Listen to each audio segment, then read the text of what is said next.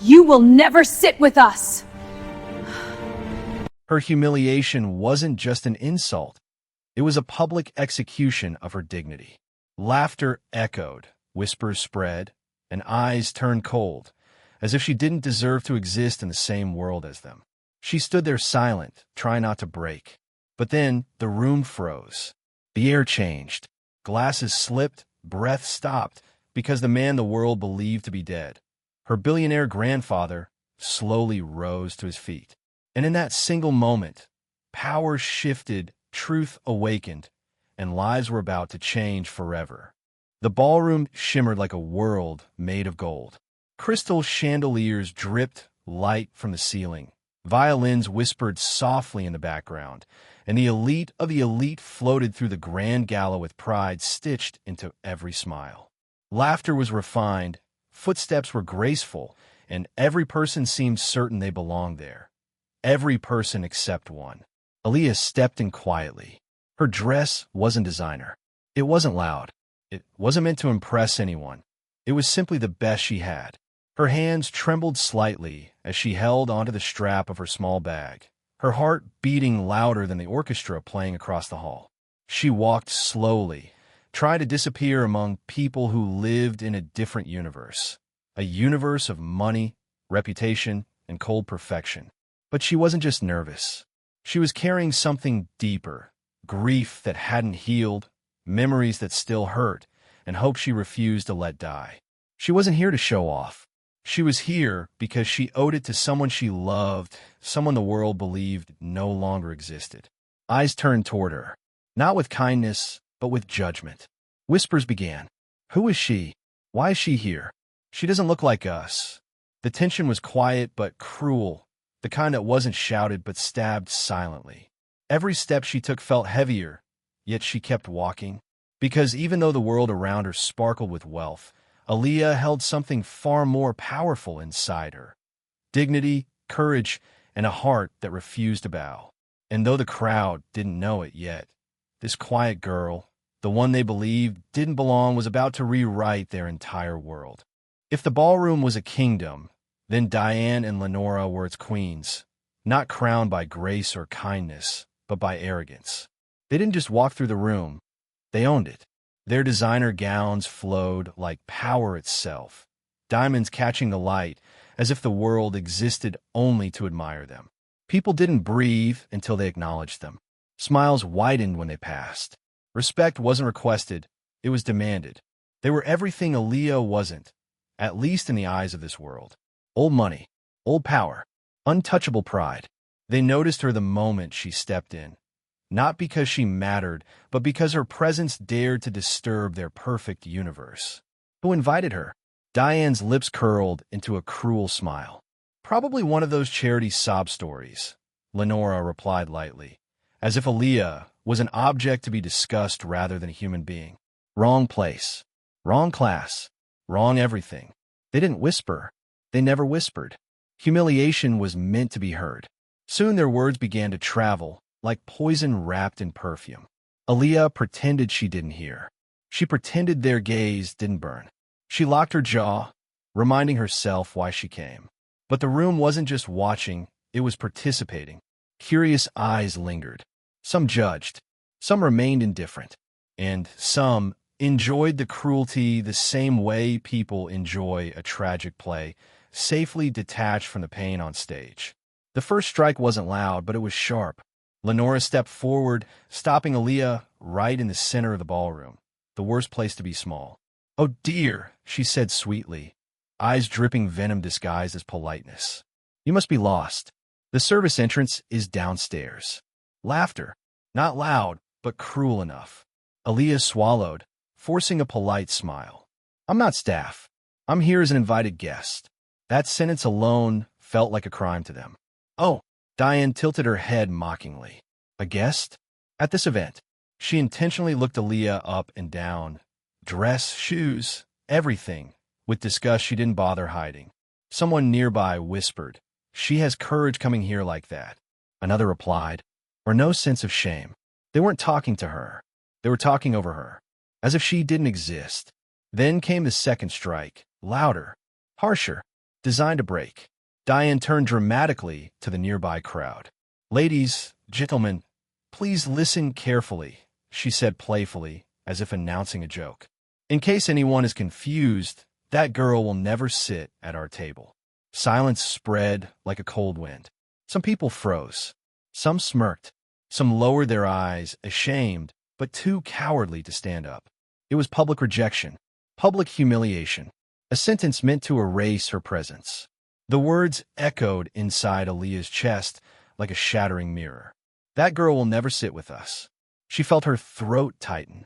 The world blurred for a moment. She remembered nights of struggle, sacrifices, and the person she came because of. She wanted to scream. She wanted to disappear. She wanted to prove them wrong, all at the same time. But she didn't break. She straightened her back, blinking away the sting in her eyes. Dignity wasn't luxury clothing. It was strength you earned through pain.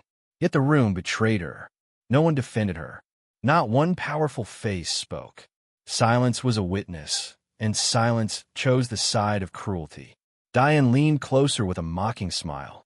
"Sweetheart, this isn't your world. It never will be." Aaliyah forced a breath. Respect isn't supposed to belong to a class. Humans deserve it. Diane laughed softly. "Humans, yes. But you? You're a story people forget." The orchestra continued playing, but now it sounded distant, hollow, heartless. Then, unexpectedly, a small kindness flickered in the darkness. A waiter, maybe 19 or 20, with tired eyes and a kind soul, paused beside her. He didn't say much. He didn't make a scene. He simply leaned slightly closer and whispered the gentlest words anyone had offered her that night. "Miss, don't let them decide your worth," he said quietly. "People here only recognize money, not value. Just a sentence, just a moment. But sometimes hope doesn't arrive as thunder. It arrives like a candle." She gave a faint, grateful smile. "Thank you." He nodded respectfully before walking away, glancing back one last time as if silently promising that not everyone in this world was heartless. But Diane wasn't finished. She lifted a delicate champagne glass. "If she insists on staying," she said loudly, "at least keep her far away from us. Our table is for people who belong." Those words weren't just to insult her. They were meant to erase her. Aaliyah felt every judgmental stare pressing on her shoulders. She felt the loneliness of a crowded room. She felt the sting of not being seen as human. But somewhere deep inside her pain, something else stirred. Strength, fire, unbreakable, quiet dignity. She didn't yell. She didn't plead. She didn't run. She simply stood there, steady, fragile, but unbending. And that's when it happened. A shift in the air. A sudden stillness.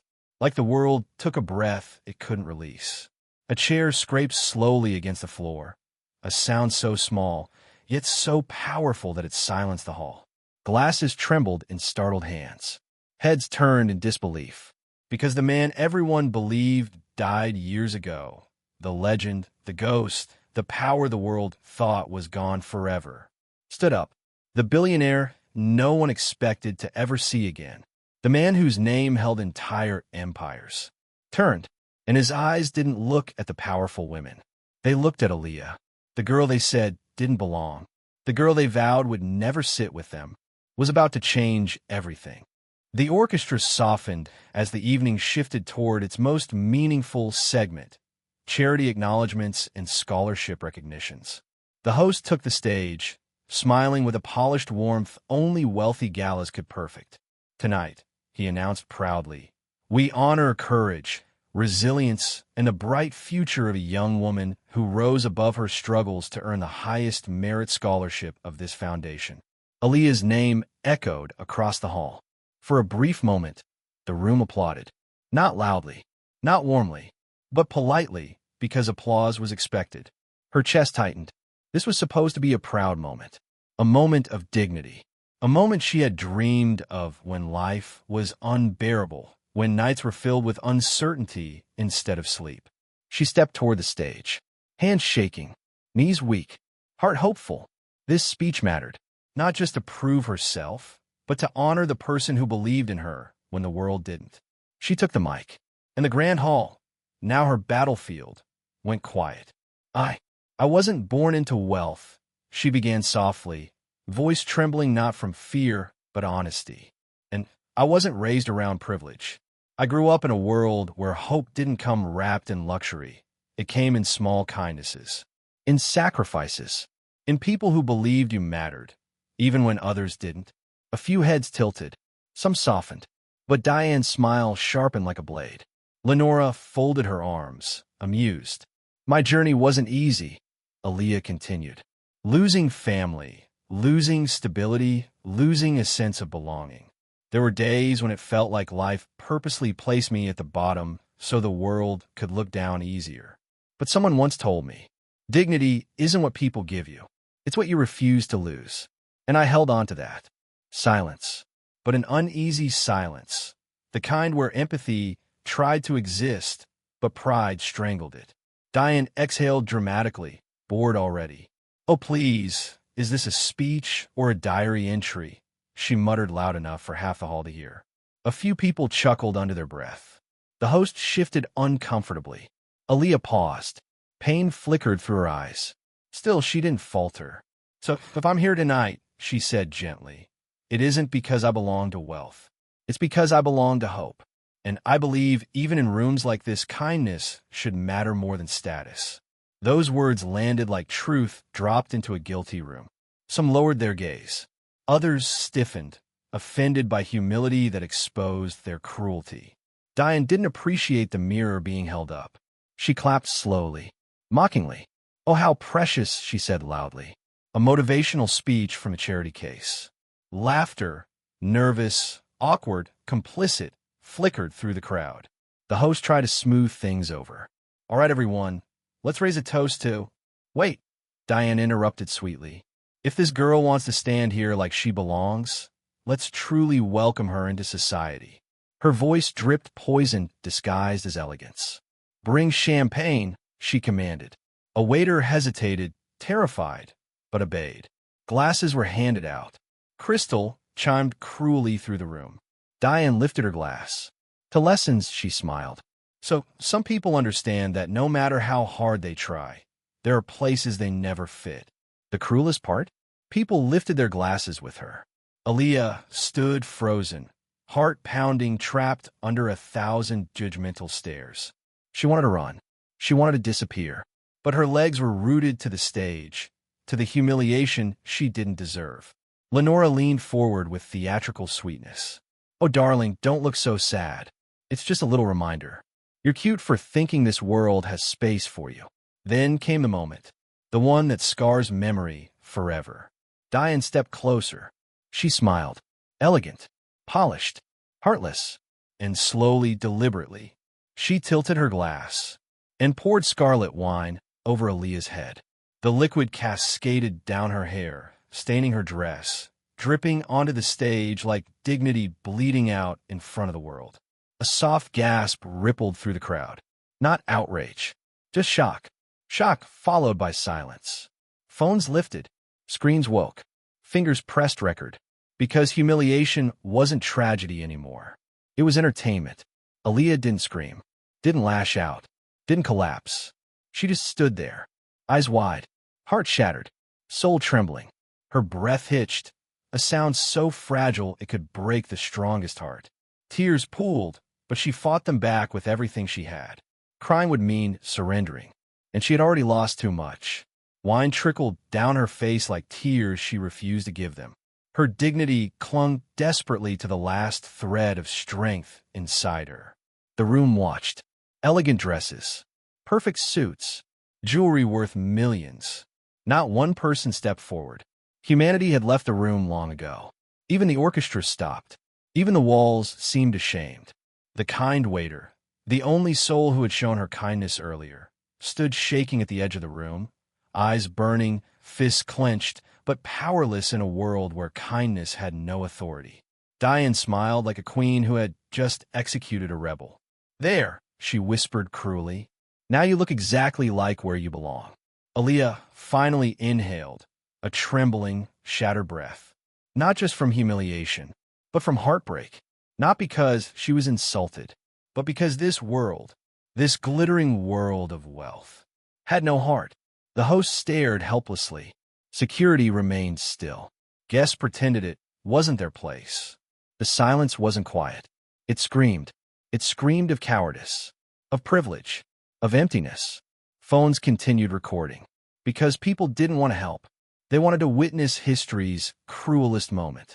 And in that sea of heartlessness, Aaliyah stood like a fragile statue carved out of pain and dignity. She swallowed the storm inside her, not because she wasn't broken, but because she refused to let them see her fall. A tear finally escaped, not weakness, but heartbreak, because some wounds don't come from pain. They come from betrayal by humanity itself. And then, a sound shattered the silence. A chair scraping, power rising, a presence awakening, a presence that didn't tolerate cruelty, a presence the world believed vanished. Heavy footsteps echoed. People turned, eyes widened, breath stopped, because the man the world thought was dead, the billionaire who vanished from society, the legend whose name built empires, was walking forward, not toward Diane, not toward the crowd, toward the girl covered in wine, toward the girl the world insulted, toward Aaliyah. Until that moment, he had been nothing more than a quiet shadow among the glittering chaos. An old man seated in the corner, almost invisible, almost forgotten, just another elderly guest tucked into the background of wealth and elegance. His cane rested against his chair, his hands folded calmly, his expression unreadable.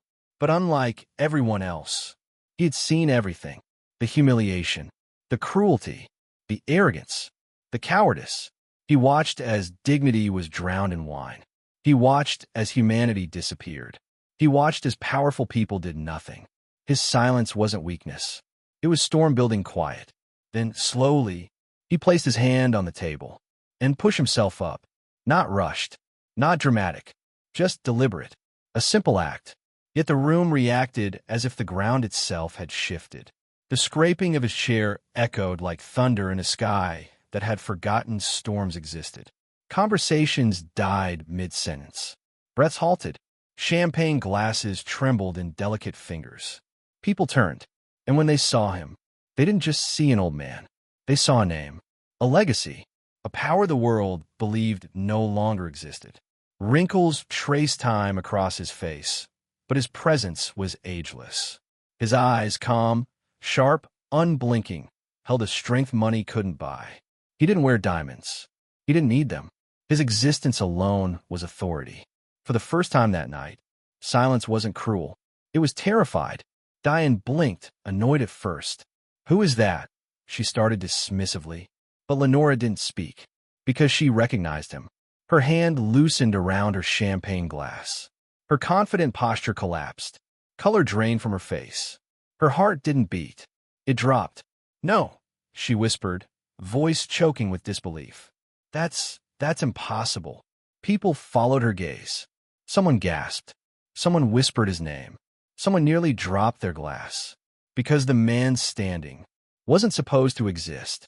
He had been gone for years. Declared dead by rumor. Mourned by the financial world. Feared by competitors. Respected by governments. A billionaire whose empire once shaped markets. A leader who commanded boardrooms with a single glance. A legend who vanished without explanation. Now stood in the center of the ballroom. Alive. Watching. Displeased. Someone stuttered, but he died, didn't he?" "No." Another breathed. "He disappeared. No one ever confirmed." Shock began spreading like wildfire. Security froze. Investors panicked.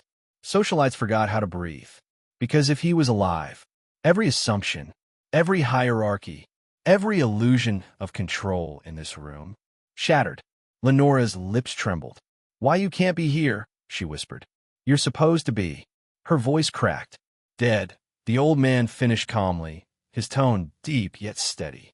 "Yes, so I heard." He didn't raise his voice. He didn't need to. Authority didn't shout. It commanded existence. His gaze didn't flicker toward power, money, or attention. It went straight to Aaliyah. Aaliyah stood drenched in wine, humanity's cruelty staining her like a mark she never deserved. The moment she lifted her eyes and saw him, Her breath left her. Her fingers trembled. Her heart raced. Her soul recognized safety before her mind did. Because this wasn't just a billionaire. This wasn't just a legend. This was her blood, her protector, her last memory of unconditional love. Her grandfather. Her voice barely escaped. Grandpa. The word wasn't loud, yet it detonated through the hall. Whispers exploded. Grandfather. She's related to him. That girl, she... No, that's not possible. Power shifted. Status shattered. The universe of arrogance cracked under truth. Diane stumbled backward, shock ripping through whatever pride she still had. What? She whispered. No. No. She can't be. She's nobody she. But denial didn't change blood, didn't rewrite destiny, didn't erase truth. He walked toward Aaliyah. Slow, steady, unstoppable. Each step erased humiliation. Each step restored dignity. Each step reminded the room. This wasn't a charity case. This wasn't a mistake. This wasn't insignificance in a cheap dress. This was his granddaughter. The granddaughter of a man whose name reshaped nations. The granddaughter of a man people bowed to without realizing they bowed. The granddaughter of a man power itself respected. And she cried not because she was weak, but because love had arrived where cruelty tried to destroy her. The waiter silently cried too, relief flooding his eyes. Because finally, someone had chosen humanity. He stopped in front of her. He lifted his hand with the tenderness of a lifetime of love and touched her cheek gently, like the world had not just tried to break her. My brave girl, he whispered softly, words full of warmth the room lacked entirely. Aaliyah trembled. Her chin quivered. Her heart, shattered moments ago, finally breathed. He turned then, not to the crowd, not to the trembling elite, not to the decor or flashing cameras. His gaze found Diane. Cold, sharp, dangerous.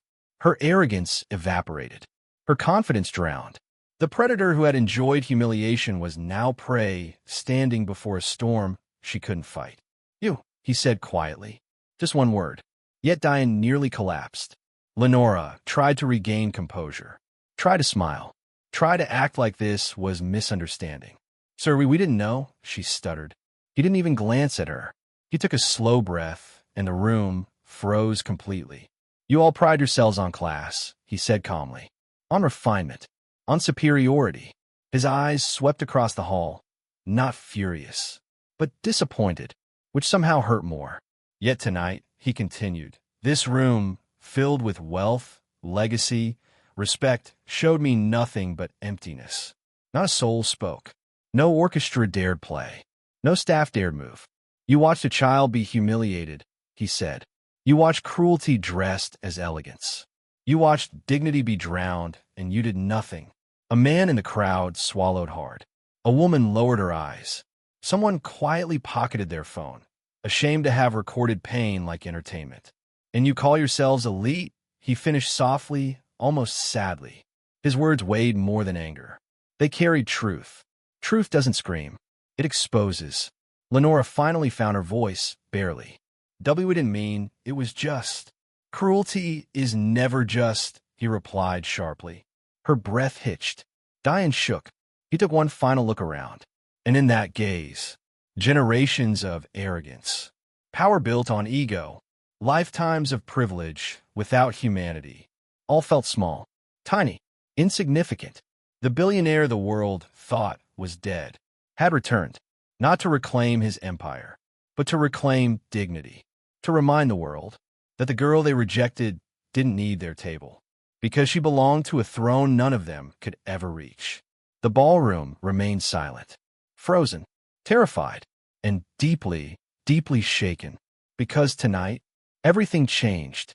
The room waited, frozen between fear and disbelief, as the old man stood like judgment itself. He didn't shout. He didn't rage. He simply breathed, and the entire hall held its breath with him. It appears, he said quietly, many here tonight made a very dangerous mistake. All eyes clung to him. You believe that because my granddaughter didn't carry wealth on her shoulders, she carried no worth at all. A whisper tore through the crowd. Granddaughter. He had said it again. Clear. Unavoidable. undeniable. Lenora staggered slightly, clutching the back of a chair for support. Diane stared, shaking her head in disbelief, lips trembling. "No," she whispered. "She can't be, she can't." But truth didn't bend for comfort. The old man gently placed a reassuring hand on Aaliyah's shoulder. "This young woman," he continued solemnly, "is not a charity case. She is not a burden. She is not someone you allow to exist." His voice deepened, strong, commanding. "She is Aaliyah, my granddaughter, and the legal heir to everything I built." Gasps shattered the silence. He didn't pause. "My estate, my assets, my legacy, my home, my corporations, my foundation." He turned to the stunned room. "All of it belongs to her." Aaliyah's breath broke. Tears shimmered in her eyes, not from pain this time, but from overwhelming truth. The weight of struggle didn't vanish, but dignity finally stood taller than shame. Lawyers who had accompanied him, unnoticed until now, stepped forward, nodding. Documents, authority, proof. Reality struck harder than thunder. The empire everyone bowed to, now bowed to Aaliyah. The billionaire turned slowly, gaze sharp enough to slice arrogance in half, and looked at Diane and Lenora. "You humiliated the owner of this estate tonight," he said, voice calm but lethal. "You mocked the woman who now has the legal right to decide whether this event continues or whether your presence ever enters this property again." Diane tried to speak, voice cracking. Sir, we didn't know. We meant no." "Respect," he cut in, "is not dependent on what you know. It is a reflection of who you are. And tonight, you showed exactly what you are." Lenora's facade collapsed completely. The old man turned to security. His hand didn't shake. His command was iron.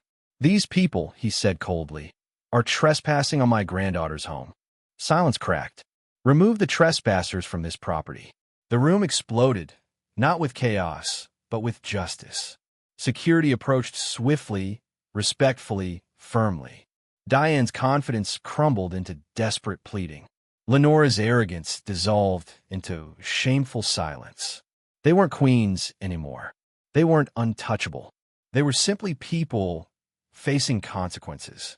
And as they were escorted away, heads down, dignity shattered the same way they tried to shatter hers. No one clapped. Because this wasn't entertainment anymore. This was accountability. The billionaire turned back to Aaliyah. "My child," he whispered gently, "you never needed their approval. You never needed their world. You carried greatness even when they couldn't see it." Aaliyah finally let a tear fall, but this tear wasn't weakness. It was release. The kind waiter wiped his eyes quietly in the corner. Hope restored.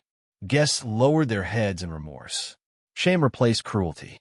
Humanity, slowly, cautiously returned. Aaliyah didn't demand revenge. She didn't gloat. She didn't seek to hurt anyone. She simply stood tall, dignified, calm, powerful, the way her grandfather always knew she would someday. Humiliation had been loud, but justice was beautifully, powerfully silent. And as the orchestra slowly resumed, softer, warmer, human again, the world finally understood. She wasn't that girl who didn't belong. She was the girl the world would never underestimate again. Sometimes life tests the kindest hearts the hardest. Sometimes the world tries to bury you, not knowing you were a diamond all along. Aaliyah didn't just win wealth that night. She won respect, dignity, and the right to stand tall. Because true power isn't loud. It simply walks into the room, speaks once, and the whole world listens.